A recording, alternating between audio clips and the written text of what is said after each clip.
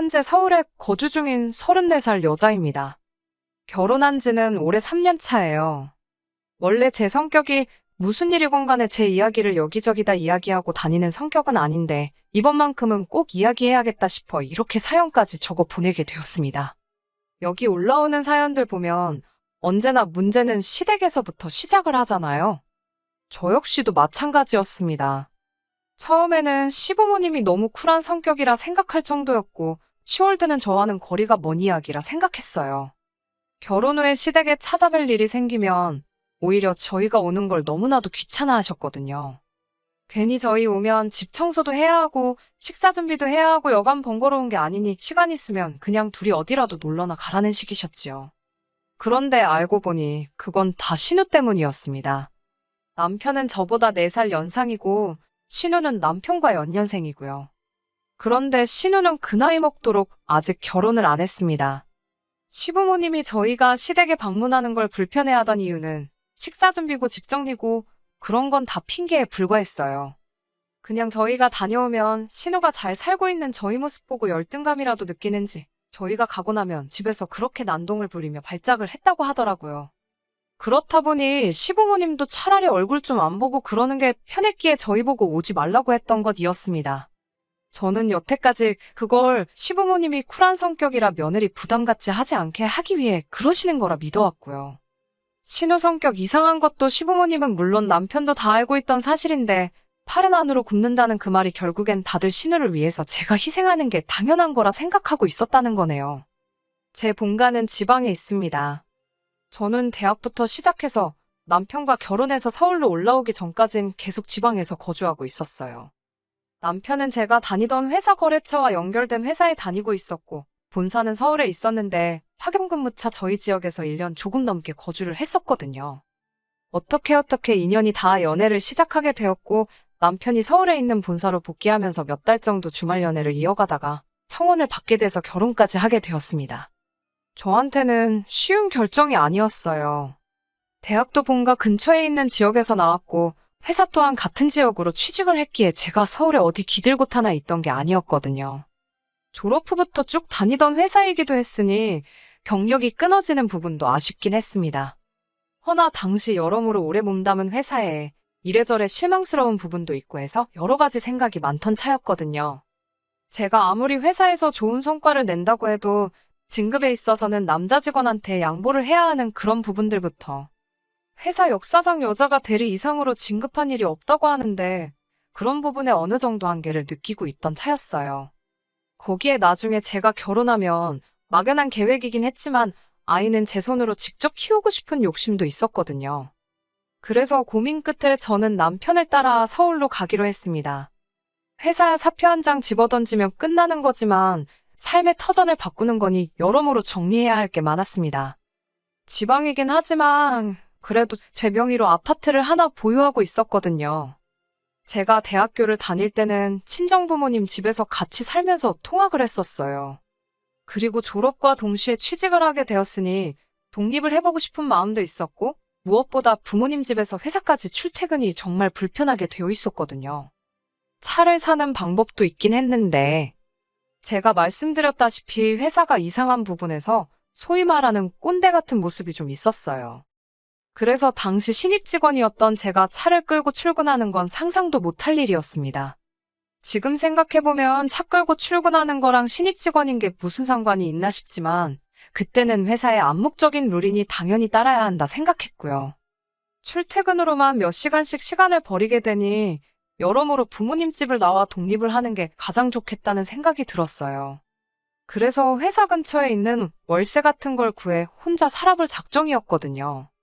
몇 달 일해서 월급도 모여있던 상황이었는데 그 돈으로 구할 수 있는 방은 회사와는 가까워지지만 출퇴근이 불편한 건 매한가지였어요. 그래서 회사 근처에 있는 신축 오피스텔 같은 곳을 알아봤는데 그런 곳은 또 보증금부터가 꽤나 목돈이 필요하더라고요. 월세는 월세대로 비싼 느낌이고 관리비는 관리비대로 이중으로 돈이 나가니 출퇴근 좀 편하게 하겠다고 돈을 버리는 느낌도 들었고요. 그렇게 고민하던 와중에 친정부모님께서 상황이 그러면 월세를 구하는 게 아니라 아예 자가로 집을 하나 구하는 게 어떻겠냐 하시더라고요. 전세를 구하는 방법도 있긴 했지만 부모님께서 이리저리 같이 알아봐 주시다가 투자 가치도 조금 있어 보이는 아파트를 골라 그 아파트를 매매하게 되었습니다. 친정 부모님께 6천 정도의 목돈을 지원받았고 나머지는 제가 모은 돈에 은행 대출을 껴서 제 나이 25에 내 이름으로 된 집을 갖게 되었지요. 24평에 지은 지 좀 되는 아파트기는 했지만 혼자 살기에는 더없이 넓은 집이었어요. 값도 합리적이고 출퇴근 문제도 해결되고 월세 나가는 거나 대출이자 내는 거나 비슷하겠지만 그래도 언젠가 이 집이 내 것이 될 거라는 생각에 이자 내는 건 아깝지도 않았습니다. 그 후부터는 열심히 돈을 모으며 빚부터 갚아야겠다 생각해서 돈 모으는 것에만 열중했어요. 조금씩 아끼고 절약하며 살다 보니 5년 뒤에 은행 대출은 완전히 다 털어버리게 되었습니다. 남편하고 연애를 시작하던 시점에는 이미 은행 빚은 다 갚은 상태였어요. 이래저래 수중에 모인 돈도 꽤나 있던 상황이었고요. 그리고 남편의 청혼을 받아 남편을 따라 서울로 가는 걸 결정했을 때 집은 집대로 있고 저한테는 추가적으로 1억이 넘는 저금이 있는 상황이었습니다. 남편 또한 당시 회사 생활을 좀 오래 했던 상황이어서 결혼 자금으로 1억 5천 정도를 모아놓은 상황이었어요. 제 돈까지 하면 2억 5천이라는 거금이긴 했지만 사실상 서울에서 그 돈으로 집을 구한다는 건 불가능에 가까운 일이었지요. 그나마 다행이었던 건 시댁에서 어느 정도 모자란 부분에 대해서 지원을 해주겠다고 약속을 했어요. 그래서 저희 돈과 시댁에서 지원해주는 돈을 합쳐 3억으로 전세를 구하고 나머지 돈으로 결혼 비용 및 자동차, 그리고 혼수 등을 구입하게 되었습니다. 집을 정리할 계획이 있기는 했는데 제가 1억 2천에 들어갔던 집이 2억으로 시세가 올라 있었거든요. 거기에 더불어 제가 결혼할 때쯤에 막 지방에도 투기 열풍이 불던 때였어요. 돈 좀 있다는 사람들이 보따리로 돈을 들고 와서 아파트를 몇 개를 사가지고 갔다. 이 지역에 대규모로 재개발 단지가 들어온다 뜬구름 잡는 소문이지만 여러 가지 호재들이 많은 상황이었지요. 집을 정리해볼까 해서 찾아간 부동산에서 부동산 아저씨가 하는 말이 일단 쥐고만 있어도 4억 5억까지는 오르지 않겠냐고 일단 들고 있으라는 식으로 귀뜸도 해줄 정도였어요. 그래서 남편과는 상의 끝에 그 집은 정리하지 않고 일단 그대로 두고 있기로 했습니다. 원래는 제 집을 전세를 주거나 할 계획이었어요. 그 돈을 보태서 저는 신혼집을 전세가 아니라 자가로 들어가고 싶었거든요. 그런데 남편이 조금 부담스러워하기도 했어요. 아무래도 시댁에서 지원해주는 돈이랑 자기가 모아놓은 돈도 적은 금액이 아닌데 제 걸 다 합치면 여전히 제가 더 많은 돈을 가져오는 거나 마찬가지였으니까요. 그러던 와중에 친정부모님 집에 가니 집도 엄청 낡았고 오래돼서 불편해하시는 게 눈에 보였어요. 아파트 한 번도 살아보신 적도 없었기도 하고요. 거기에 따지고 보니 친정부모님이 돈을 안 도와주셨다면 저도 자가로 집을 소유하는 게 아니라 그냥 월세살이 하면서 살고 있었을 거 아니에요. 은행 대출이야 빌린 돈이니까 다 갚았지 부모님이 해주신 돈은 당연히 내 돈이라고 생각해서 갚지도 않고 입싹 닫고 있던 상황이었고요. 그 당시 6천이면 집값도 올랐지만 물가도 같이 따라 올랐잖아요. 그러니 물가 같은 것도 감안한다면 못해도 1억은 해드려야겠다 생각했어요. 그래서 어차피 다른 사람한테 전세를 줄 바에 부모님께 그 집에서 한동안 살고 계시라고 했어요. 집값이 2배 이상 오른다는 호재도 있고 일단 집은 쥐고 있을 텐데 다른 건 몰라도 제가 당장 부모님께 해드릴 수 있는 게 그것 말고는 없더라고요. 이러나 저러나 당장 제가 모은 돈은 신혼집 구하는데 다 들어가야 했으니 말이지요. 남편도 이 생각엔 찬성했어요. 어차피 다른 사람한테 전세를 줘봐야 남편은 그 돈이 부담스럽다고 할 테니 그냥 쥐고만 있을 돈이기도 했고 나중에 집값이 오르게 된다면 그 돈으로 부모님께 돈도 갚고 저희도 더 넓은 집으로 이사가거나 할 때 보탤 수 있으니 좋은 생각이라고 하더라고요. 들으셨다시피 트러블 하나 없는 결혼 준비라 저한테 이런 일이 일어날 줄은 상상도 못했지요. 결혼 준비하면서 헤어지는 사람들도 많다는데 저희는 모든 게 물 흐르듯 좋게 좋게 잘 넘어갔으니 말이지요. 신우와 결혼 전에는 딱히 만날 일이 없었는데 축의금도 일부러 그런 건지 3만 원만 내고 가고 집 들일 때도 빈손으로 와서는 뭐 가구가 싸구려 느낌이 나네 하면서 처음부터 시렌트를 내서 대충 신우가 저를 안 좋아한다는 건 눈치를 채고 있었어요. 제가 뭐 잘못한 게 있는 것도 아닌데 왜 저러나 싶었는데 말씀드렸던 대로 자기 결혼 못한 히스테리를 부리고 다녔던 거였어요. 그런데 유독 저한테 살살맞게 구는 게 뭐 제가 모르는 게 더 있나 싶어서 남편을 추궁해 물어보니 그 이유라고 할 것도 엄청 보잘것없는 이유더라고요. 신우가 속이 그렇게 좁은 사람이란 걸 알고 더 놀라웠지요. 신우가 저보다 3살이 더 많은데 저한테 새언니라고 부르는 게 싫어서 저러는 거라더군요. 남편이 어찌어찌 해명이라고 하는 게 신우가 어려서부터 리더십이 있고 어디 모임 같은 거 있으면 다 주도해서 처리하고 감투도 쓰고 그렇게 항상 이끄는 역할을 해왔다대요. 감투 쓰고 다녔던 거랑 저한테 높임말 쓰는 게 무슨 상관이 있나 싶었는데 말인즉슨 신우 주변에 신우를 따르는 후배들이 많이 있는데 제가 그 후배들보다도 어리다는 거예요. 그런 저한테 높임말을 쓰는 모습이 상상이 가질 않는다니 어쩌니 해서 싫다는 겁니다. 그렇다고 제가 신우한테 내가 손윗 사람이니까 받들어 모셔라 강요한 것도 아니고 신우한테 반말을 찍찍하고 그랬던 것도 아니에요. 어이가 없고 황당하기는 했지만 싫다는데 제가 뭐 어쩔 도리가 있었겠나요. 괜히 신우 마음 돌려보겠다고 아양을 부릴 것도 아니고 신우랑 가깝게 지낸다고 해서 저한테 득이 될 것도 없으니 그냥 거리 두고 살자고 했죠. 괜히 긁어 부스럼이라고 상황만 악화시킬 수도 있고 신우 덕분에 시댁과도 어느 정도 거리를 두고 살게 되었는데 따지고 보면 저한테는 나쁠 게 없는 상황이었으니까요. 남편도 시부모님도 나서서 이 상황을 나아지게 하려는 게 아니라 피해가자는 입장이었으니 그냥 그렇게 대면대면하게 지내기로 했었습니다. 그런데 그런 신우가 뭘 잘못 먹기라도 한 건지 언젠가부터 저한테 먼저 연락도 오고 새언니 하면서 친한 척을 하기 시작하더라고요. 그게 싫다고 할 땐 언제고 저도 사회생활을 했으니 대충 짐작은 가더라고요. 보통 사람이 갑자기 변하면 그게 죽을 때가 다 돼서 그러는 거 아니면 저한테 뭐 얻어낼 게 있어서 그러는 거 아니겠어요? 제 생각대로였어요. 신우가 갑자기 죽을 때가 된 게 아니고 진짜 이유는 후자에 가까웠습니다.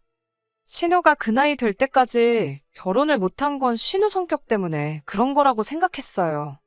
이상한 데서 자존심 세우고 자기 자신을 너무 고평가하는 그 인성이 문제였겠지요.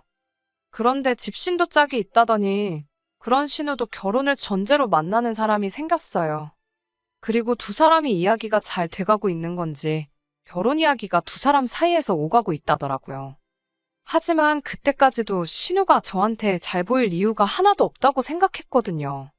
제 딴에는 신우가 결혼도 가까워졌으니 남자 쪽에 가정적인 여자임을 보여주고 싶어서 가족들과 잘 지내는 모습을 보여주고 싶어서 저러나 아니면 축의금으로 한돈 200만 원 정도 달라고 하려나 그 정도로만 생각을 하고 있었는데 제 예상을 아늑히 초월하는 부탁을 해오더군요. 신우가 계속해서 한 번 만나자고 자리를 만들려고 할 때부터 촉이 안 좋았어요.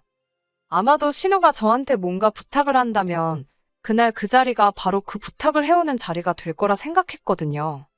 신우가 정신을 차렸구나 생각하고 최대한 그런 쪽이 아니라고 생각하려고 했지만 역시나 안 좋은 예감은 틀리는 법이 없었네요. 집들이 때도 안 사온 휴지 선물 세트를 사들고 와서는 가족 좋은 게 별거 있겠냐며 너스레를 떨더라고요. 괜히 시간 끌지 말고 본론만 빠르게 말해줬으면 하는데 언제부터 저희가 그렇게 친하게 지냈다고 온갖 아는 척, 추억이 넘쳐나는 척을 하면서 온갖 아양을 다 떨더라고요. 없는 추억 억지로 짜내서 분위기를 띄우려다가 막상 이야깃거리가 다 떨어지니 그제서야 본론으로 넘어가는데 신우는 나 결혼하는데 다른 건 딱히 해줄 필요 없다는 말로 시작해서 말도 안 되는 부탁을 별것도 아닌 것처럼 말을 하더라고요. 우연의 일치라고 하면서 자기 결혼할 남자가 이번에 제 본가가 있는 쪽으로 내려가 장사를 시작할 계획이라고 하더군요. 그리고 제 명의로 그쪽에 아파트를 가지고 있다는 사실을 들었다면서 다른 건 아니고 그 집을 자기들이 사주겠다고 하더라고요. 인심 쓰듯이 사주겠다는 말이 어이가 없었습니다. 제가 그 집을 팔려고 내놓은 적도 없고 그 집에 다른 사람도 아니고 친정부모님이 살고 계시는데 제가 미쳤다고 그 집을 친정부모님 이사시키고 신우한테 팔겠어요? 신우가 저한테 그동안 잘했고 못했고를 떠나서 얼토당토 않는 이야기였어요.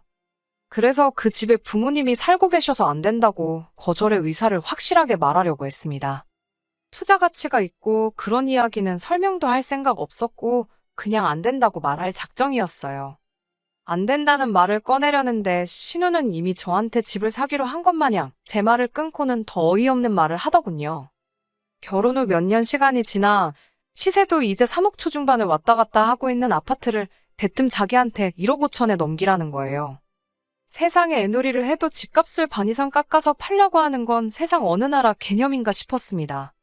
신우한테 그건 또 무슨 말도 안 되는 소리냐며 집을 팔 생각은 추호도 없었는데 1억 5천에 사겠다는 말을 들으니 더더욱이 팔 생각이 없다고 신우한테 집 이야기는 그만하라고 했어요. 시세에 곱절을 준다고 해도 팔 생각이 없으니 더는 물어볼 필요도 없다고요. 거절을 당하니 신우가 본 모습을 보이며 아주 입에 개거품을 물기 시작했습니다. 자기가 이렇게까지 숙이고 나왔는데 어떻게 고민도 안 해볼 수가 있냐고요. 신우한테 입장 바꿔서 한번 생각해보라고 했어요. 그냥 금매에 내놓아도 3억은 되는 집이고 친정부모님이 살고 계시는 집인데 신우라면 그 집을 반도 안 되는 값에 저한테 팔 수 있냐고요. 신우는 입에 개거품을 문 상태로 입장 바꿔서 생각해보라는 말 한번 잘 꺼냈다며 저보고도 자기 입장도 바꿔서 한번 생각해보라고 하더군요. 지 오빠가 결혼할 때 집에 있는 돈 다 가져가서 지금 이 사단이 난 거 아니겠냐는 거죠. 중소기업을 다니고 있긴 하지만 신우도 못해도 회사 생활 경력이 10년은 더 넘었을 텐데 모아놓은 돈 하나도 없다는 것도 이해가 가지 않았어요. 부모님이 도와주신 부분이고 집값이 오른 건 얻어 걸린 것도 있긴 하지만 저도 결혼할 때 1억 가지고 왔잖아요. 결혼할 때 시댁에서 지원해준 돈도 그래요. 그 돈이 결국 저희 신혼집 구하는 데 쓰이긴 했지만 시부모님이 그 돈을 저한테 주신 것도 아니잖아요.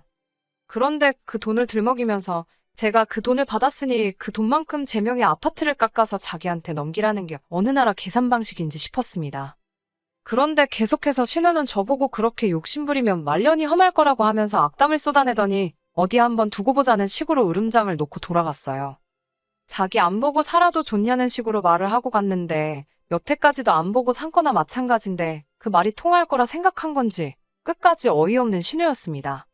어차피 신우한테 그 집을 넘길 생각도 없고 한바탕 하기는 했지만 거절의 의사를 확실히 밝혔으니 다 끝난 일이라고 생각했어요. 그런데 집에 돌아오니 남편이 그래도 어떻게든 신우를 도와주면 어떻겠냐고 하는 겁니다. 신우의 억지보다 남편의 반응이 더 충격적이었어요. 신우랑 한바탕 하고 있는데 옆에서 거들지도 않고 상황만 지켜보던 것도 마음에 안 들었는데 이제 와서 저런 반응을 보이니 여태까지 같이 살던 그 사람이 맞나 싶었습니다. 생각해보니 앞뒤가 안 맞는 게 너무 많았어요. 특히 제 집에 관해서는 결혼 전에 시댁에 오픈을 한 적이 없었어요. 내 재산이긴 하지만 그거 가만두고 친정부모님께 드리고 왔다는 식으로 받아들일까봐 싶어 숨기고 있던 사실이었거든요. 그런데 시부모님도 아니고 신우가 그 집에 대해서 알고 있다니 남편을 추궁하니 자기가 말했다 하더군요. 이번 기회 아니면 신우 씨 집은 다 간 거 아니겠냐. 성질 더러운 신우 등살에 힘들어하는 부모님 생각하니 그것도 딱하고 신우도 그 집을 싸게 얻으면 상대 쪽에도 면도 살지 않겠냐면서. 저보고 다른 사람도 아니고 가족 일인데 저만 조금 희생하면 모두가 편해지는 거 아니겠냐대요. 만에 하나 신우한테 그 집을 넘긴다고 한들 친정부모님이 살고 계신데 그건 어떻게 할 거냐 따졌지요. 그러니 남편이 두 분이야 원래 오래된 집에서 잘 살고 계시지 않았느냐 하면서 적당한 월세 구해드리면 되지 않냐더라고요. 그 말이 끝나기가 무섭게 저도 모르게 남편 뺨싸다기를 한 대에 올려붙여버렸어요. 그 뒤로는 남편하고 말도 한마디 하지 않고 냉전 중이에요. 이 와중에도 생각 바뀌었냐며 저를 떠보는 신우 연락이 저를 더 열받게 만드네요. 파리 안으로 굽는다는 말이 딱 이 상황이네요. 억지로 반대로 꺾어봐야 부러지기밖에 더 하겠나요. 빠른 시일 내로 이혼 전문 변호사한테 상담 좀 받아보려고 합니다. 저도 강경하게 나간다면 남편도 마음을 돌리지 않겠나 싶네요. 궁금해하시는 분들이 계셔서 이렇게 후기 보내드립니다. 일단 남편하고는 완전히 이혼하게 되었어요. 생각을 바꿀 모습도 보이지 않고 반성은커녕 이런 걸로 이혼하자고 하는 제가 괘씸하다는데 더 뭘 두고 봐야 하나 싶더라고요. 전후 사정을 알고 나니 이혼하는데 확신만 더 갖게 되었어요. 신우 남편 될 사람이 우연찮게 제 고향에서 장사를 하는 것도 아니었어요. 신우가 애초에 결혼 조건으로 제 집을 가져오기로 한 거고 그 남자는 딱히 하는 일이 없는 사람인데 집 살던 아낀 돈으로 그쪽에다가 뭐 체인점 같은 거 하나 낼 계획이었다대요. 시모까지 나서서 그럼 그 집을 안 팔아도 되니까 친정부모님 내쫓고 거기서 신우 돈 모을 때까지 살게 해주면 안 되냐고 물어보는데 신우 먹고 사는 건 그렇게 중요한데 식가족 그 누구도 저희 부모님 생각해주는 사람 없더라고요. 그래서 이혼을 진행하게 되었어요. 남편은 오히려 이혼하자는 말에 기고만장해져서 재산 분할로 내 집 절반을 가져오겠다 으름장을 놓는데 좀 알아보고 그런 말 좀 하지. 결혼 전부터 가지고 있던 내 재산을 무슨 수로 자기가 가져가겠다는 건지 싶더라고요. 덕분에 이혼은 오히려 수월했네요. 오히려 전세로 들어간 돈에 제 돈도 껴있었으니 위자료며 재산 분할이며 이것저것 해서 제가 가져온 게 더 많아요. 혼수도 그대로 들고 와서 제 집에다 옮겨놨고요. 남편은 남은 돈 들고 시부모님 집으로 들어갔는데 시부모님도 이번에 꼭 신우는 시집을 보내야겠다고 생각한 건지 남편이 들고 온 돈 가지고 신우 시집을 보냈더라고요. 남편도 느끼는 바가 있었는지 저한테 연락해서 다시 합치자는 헛소리를 하더라고요. 평생 당신이 모은 돈 들여서 동생 시집 보내줬으니 부모님도 편해지고 당신도 행복한 거 아니냐고 영양가도 없는 소리 할 거면 열심히 돈 벌어서 신우 뒷바라지를 해주던 부모님 편하게 효도나 하라고 했어요. 저는 고향 내려와서 부모님 가지고 계신 돈하고 이혼할 때 들고 나온 돈에서 부모님하고 작은 가게 하나 차렸습니다. 잠깐 힘든 일이 있긴 했지만 힘들었던 거 자꾸 되새겨서 뭐 하겠어요. 앞날이 아직도 창창한데 제 행복 찾아가면서 열심히 살아보려고 합니다. 끝까지 들어주셔서 감사합니다. 오늘의 사연은 여기까지입니다. 구독과 좋아요, 알람 설정 부탁드리고 더 좋은 사연으로 다시 찾아뵙겠습니다. 감사합니다.